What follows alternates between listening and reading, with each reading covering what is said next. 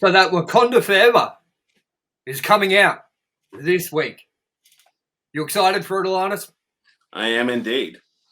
So with that, naturally comes our ranked and reviewed episode for Black Motherfucking Panther.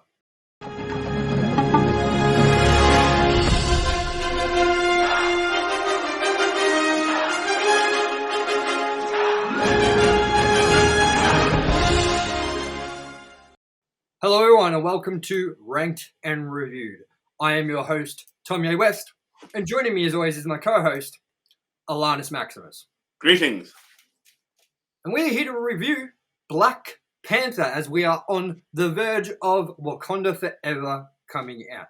Now, before we continue with our review for Black Panther, please, if you enjoy our content or you're just checking us out, subscribe, turn on notifications, comment, and leave a like. We'd fucking love you for it. Isn't that right, ALANNIS?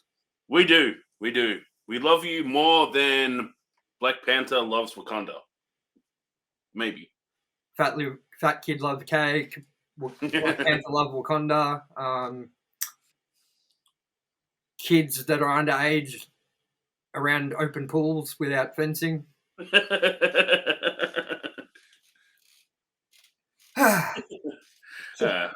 So here we are for our review of Black Panther. Now, as always, before we get into our thoughts on the movie, we're going to give you an overview of Black Panther. And it goes like this. Black Panther, released 2018. Okay, now, I'm already stuck. I've already been thrown a fucking curveball here, ALANNIS, because the rating says 12A.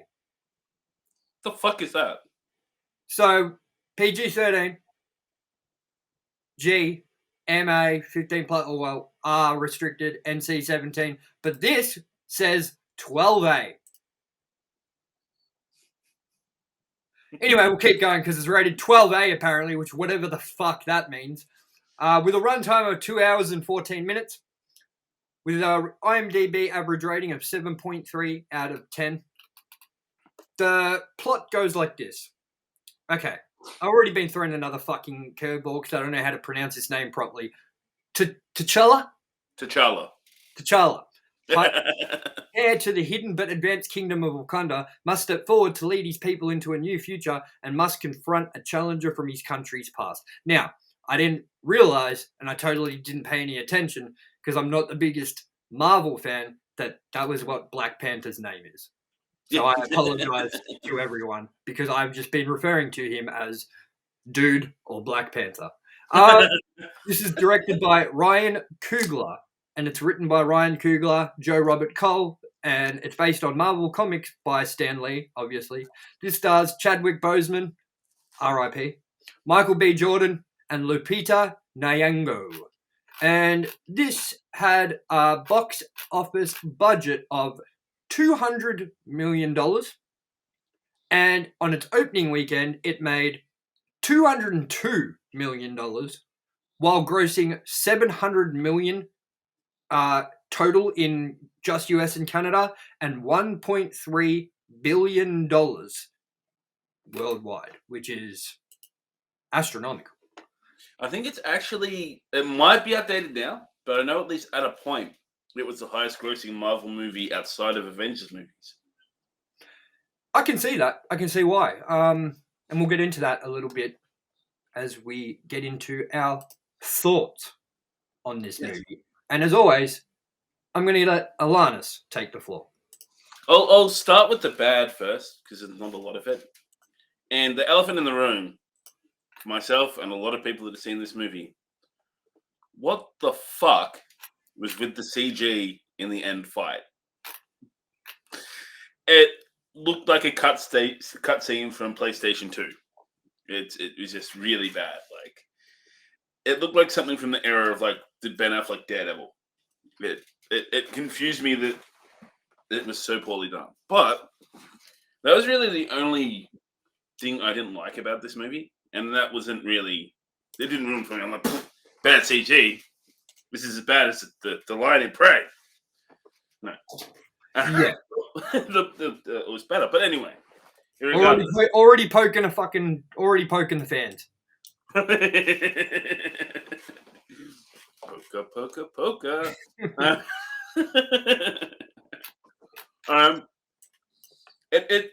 I'm not really a huge Black Panther fan. I was kind of going, at least as a solo bit. The movie actually made him somewhat interesting to me, more so than comics or cartoons ever have, apart from just being a team member. I wasn't a fan of Killmonger. I think it didn't really fit this well-trained military guy. It's like super disciplined and super decorated to be gangster. Like it just kind of it didn't ruin it for me, the character, but it lessened, I think, how good he could have been. I think that was. So wait a minute. Are you talking about the guy that's right at the start of the movie? That's like. Oh no, the main bad guy, Killmonger. Okay, Michael sorry. B. Jordan. Sorry, Yeah, I got lost for a second. Keep going. He was just the way he portrayed the character. I think left a little bit to be desired for me. It was a well-written character, and it's like I don't know. He could have been more menacing. I think if he wasn't that way, it didn't fit for me. It didn't sit right with me. I don't think. But other than that, I think it's a Marvel movie, so it's going to follow all the classic tropes. So I'm not going to say, "Oh, this did this like everything else," because they always do that. It adjusted things nicely. It danced around some things very nicely, like M'Baku, the leader of the Bari tribe. I think I got that right off the top of my head. They tactfully danced around the fact that in this day and age, it's probably not going to go down too well for his actual character's name, Manape. But they would by his actual name still kind of reference that that's who he is. And I think it was a tasteful adjustment. Yeah, I think this is probably in the upper middle of Marvel movies as far as what I enjoy. There's some that are lots better, but there's a lot that are worse. Definitely. And what were your thoughts on the world of Wakanda? What were your thoughts on how they tackled like the sort of because look, when this movie came out, it was like it was a big deal because this is the first ever sort of like African American eccentric superhero movie that like this made African Americans all around, or not just African Americans, but people of color all around the world feel like they were represented in this superhero movie. And do you think that with the world of Wakanda being set in Africa, with the world of it being set with an African American cast, do you think they did that justice? And do you think that everything was handled really well? I think they did. And I think even the writing behind Killmonger as a character, I think, was adjusted from the comics in a way that also really kind of sat well with that representation and kind of was relatable to the real world, real issues kind of thing. I think it was really well done in that regard. I think there's a reason why it's so acclaimed as well for that. And yeah, what did you think of? As I said again, it's kind of the same question, but it's not. It's do you think that the world of Wakanda looks what you know it to look like from the comic books or from the like what you've been anything outside of the actual movie itself? Yeah, definitely. It's advanced and kind of fantastic. The whole kind of way it's just like hidden behind a hologram and whatever. I think they've painted it really well. They paid attention to the details and kind of have translated it well. I think they've created a pretty good world there. Like or everyone's kind of that step further into the future than anywhere else. I'm glad they included that kind of thing, and especially to that degree. Yeah, definitely. I think that this movie, being not the biggest Marvel fan, not the biggest person of knowledge with this series, or with this this world, like just everything to do with Marvel. Like, look, I'm not a comic book person because for years I collected comic books. I I had such an expensive comic book collection, and I genuinely love comic books, but I am a DC person, and not even a DC person. I'm a Batman person. I'm a Judge Dredd person, which isn't really DC. I'm a grounded superhero fan. I'm not really into like powers. I'm not really into too much lore behind everything, like being connected. Every movie has to be connected and all this shit. I kind of like, like Dark Knight. Yes, okay, it's a trilogy. Yes, it's connected to the other movies, but you can simply watch The Dark Knight without having to watch Batman Begins or The Dark Knight Rises.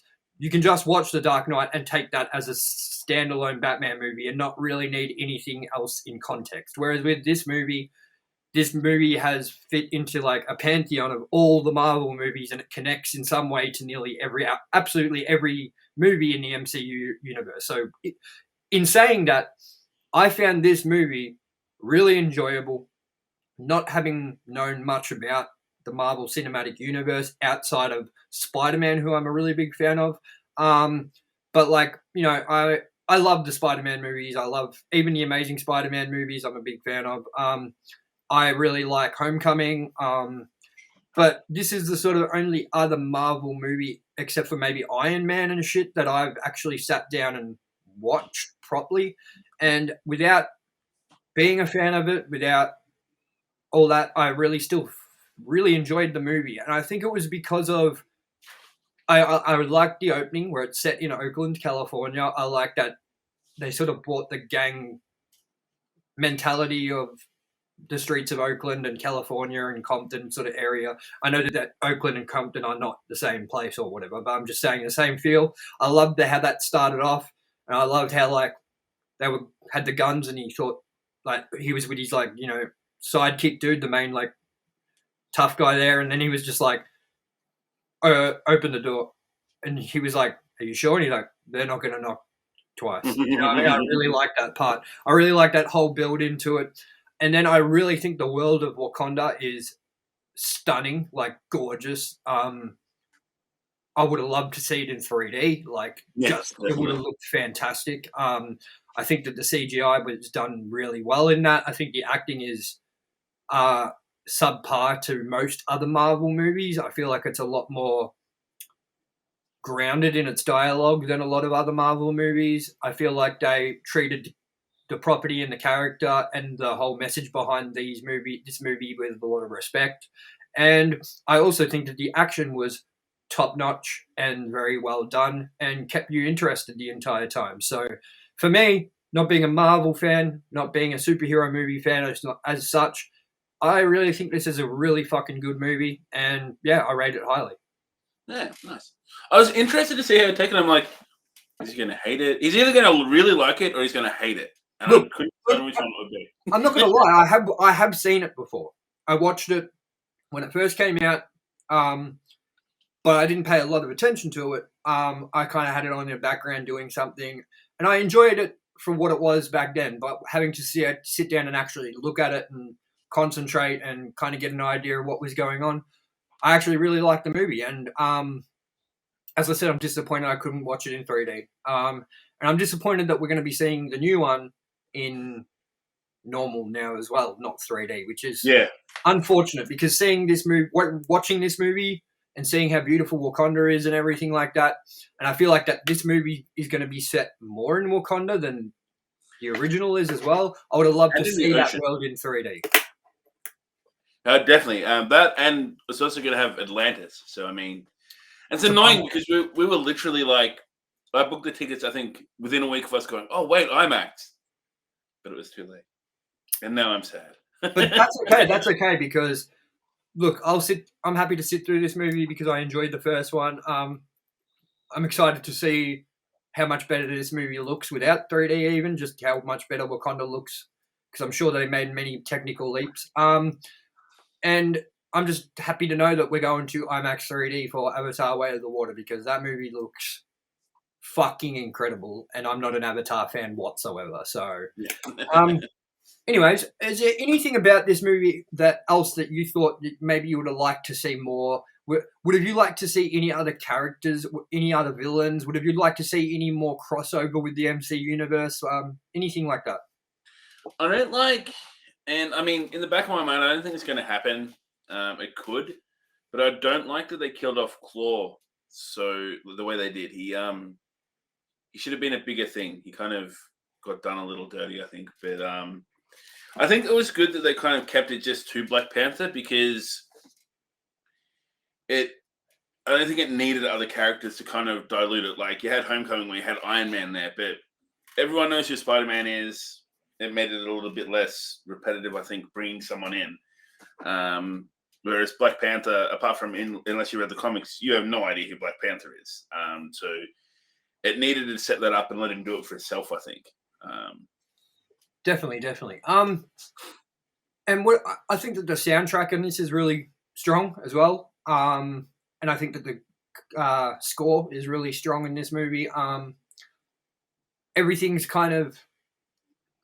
has its place with the music. Like it's not like they overuse cinematic like strings and things. Like it's all like very sort of subtle until it needs to not be. Including like that of the actual songs that they made. Is it a Kendrick Lamar song that they used in this? I think so, yeah.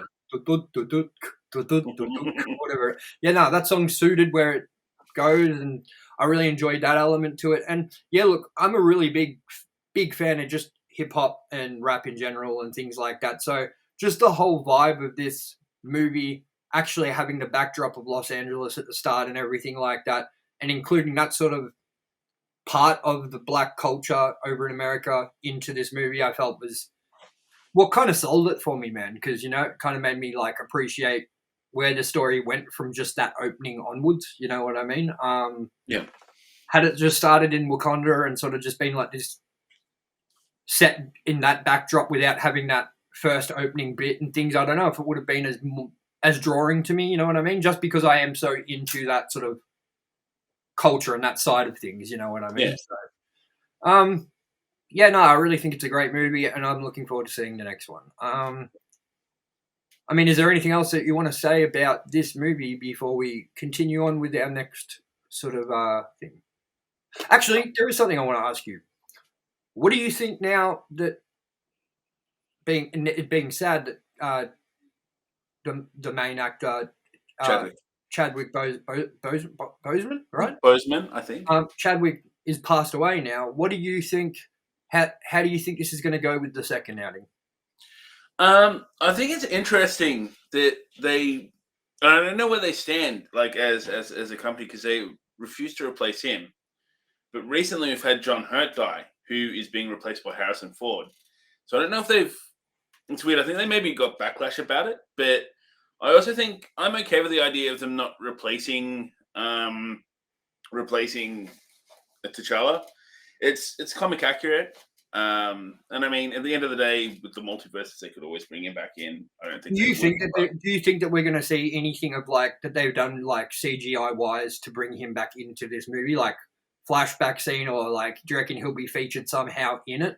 I think we're probably going to see the start. There'll be either a brief like CG for his death, or it'll be an off-screen death. But yeah, another thing phenomenal with him, and I mean, it's tragic, but also impressive that he was 2 years into fighting bowel cancer when he did this movie. And just the performance he still pulls off, it's like, no one knew, is my understanding. And it's just, yeah, that's pretty crazy. I wonder how much pain he was in while shooting the movie. I wonder how tired he was, like, from shooting this movie and then having to go into probably...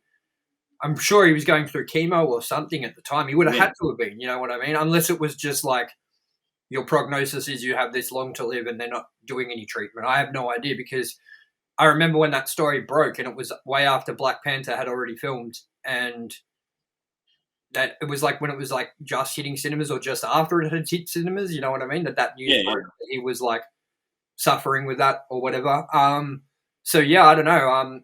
I don't know. I was confused because I was like, wow, how are they going to, like, these African Americans or people of color have finally found this person that they stand and look up to, and they were kids like I can be a superhero looking at this actor, and he's passed away. And I was like, I wonder how they're going to tackle this because it was such a monumental movie for so many people. You know what I mean? So Yeah, I think that's also why they made the decision they did as well. Because yes, they could get someone equally as good, but would it be the same?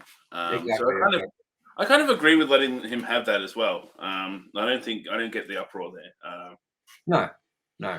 But it's weird as well, and I guess I'll get into it in the things you may have missing. But there's some things in this that kind of allude to it in the story as well, which is interesting. But I think that's most of. I think that's a good segue as well, because I'm ready to do that part. Cool. Well, you do that, and we're going to get into ALANNIS's segment, What You May Have Missed. Now, this is a segment where there's little maybe Easter eggs or sort of things hidden in the background, or maybe some like dialogue choices or whatever that allude to something, that may connect something else, maybe a nod to something. So this is ALANNIS's segment called What You May Have Missed. ALANNIS, take it away with what people may have missed. The first one, and this is obviously all just pure chance. I don't think in any way it was by design, but in the comics, Shuri does take over as Black Panther from T'Challa, and it's referenced in the movie itself when she appears to be challenging T'Challa for the throne. So it's weird how it works out that the next movie is going to have her taking over. It's obviously not a good thing, not a good circumstance, but it was interesting, I guess, in a weird way. Another thing is when Killmonger breaks his spear, he's to make it a handheld weapon. That's actually a reference to Shaka Zulu, the famous African warrior who couldn't understand why Zulus would throw away their spear. They'll break it in half and turn it into like a close combat one-handed weapon. Another point I noticed was at one point T'Challa tells Cloud, every breath you take is a mercy from me. That's actually a line from a New Avengers comic where it says to Namor, who's in the next movie.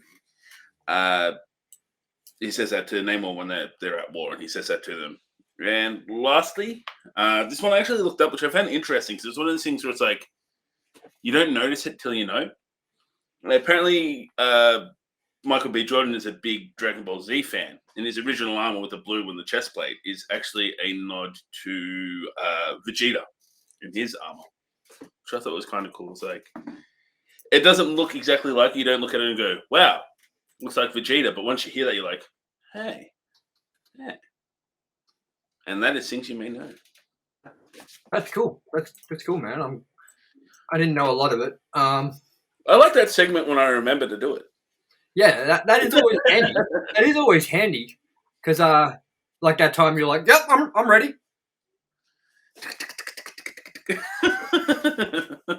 So that was what you may have missed with ALANNIS, Maximus, the legend himself. So, with that, we're going to get straight into our next section, which is trivia. And while that may be similar to what you may have missed, it's not really, because it's more a look into behind the scenes, facts you may not know, things that happened during the premiere, during its release, all that sort of thing. So with that, let's get straight into trivia. So, during an interview with Michael Martin on the radio program All Things Considered, Danai Gurira said that the language spoken by Wakandans is a real language. I don't know how to pronounce this. Xhosa. Hossa? A South African language characterized by clicks and glottal stops. It's the same language that is native to Nelson Mandela. It's from the Cape region of South Africa. And Mr. John Canny, who plays T'Challa's father, and T'Challa's father, T'Chaka, has... Okay, so, what, man, look, they all speak that language, yeah? Like, there is way too many words I cannot fucking pronounce in this. So, director Ryan Coogler compared the Wakanda vibranium mines to the real-life situation of the Congo mines, where the valuable mineral coltan, used in manufacturing digital products, found only in the Congo region, is being mined. Michael B. Jordan was allowed to keep his Panther costume. Ah. The Black Panther was created in July 1966, 2 months before the founding of the Black Panther Party. Many people mistakenly assumed the name referred to the party, so the character was renamed to the Black Leopard. However, neither the readers nor the creators cared for that title, and it didn't last long. However, the Black Leopard name gets a nod from T'Challa's battle paint at his inauguration fight. The fighting in the film is based on African martial arts. The filmmakers also cited that the action scenes in Creed 2015 and the Kingsman films are an influence on that style too. And we'll go two more. The Royal Talon remote pilot system is voiced by South African comedian Trevor Noah. And despite being released 2 years after Captain America Civil War 2016, which marked Black Panther's first appearance in the MCU, the events of the film take place a week after the events of that film. Yeah. Actually, did notice something as well when I was looking for things that we may have missed, that I missed, and we all missed. Obviously, Public Enemy have a lot of involvement with the Black Panther movement. And I noticed in some of the scenes, I think in California, poster on the wall of a Public Enemy poster. I'm like, I don't think it was coincidental. I thought it was kind of nice. Very good. Very good. With that, we're going to move on to our second last segment for this, which is called Goofs. And this is mistakes that you may possibly still be able to see while watching the movie. Now, we try to avoid boring goofs, like while they were saying this, his mouth wasn't moving at the same time or some bullshit like that. But look, I'm doing this on the fly, so we could run into some fucking trash. So just letting everyone know. So at around 1 hour and 16 minutes, one Wakandan subtitle has a misspelled word. Descendant appears as descendant instead of descendant. Okay. With all the advanced Wakanda technology and medicine, and the accepted policy being to keep it secret from outsiders, there is no reason for Shuri to even let Agent Ross regain consciousness while in the country, let alone spill any secrets once he does. The logical thing would have been to keep him sedated, tell him nothing, and wake him up outside of Wakanda. During the first duel of the throne, Zuri's bald cap is visible. It splits from his head right above and between his eyebrows. And we'll just do one more. The reasons given for not sharing the advanced technology with the rest of the world for many centuries are insufficient. To be able to relive suffering and not to do... to be able to relieve suffering and not to do so is immoral at the very least. To say that the technology might have fallen into the wrong hands and misused is no good reason. After all, the Wakandians are humans too and appear equally susceptible to the same emotions and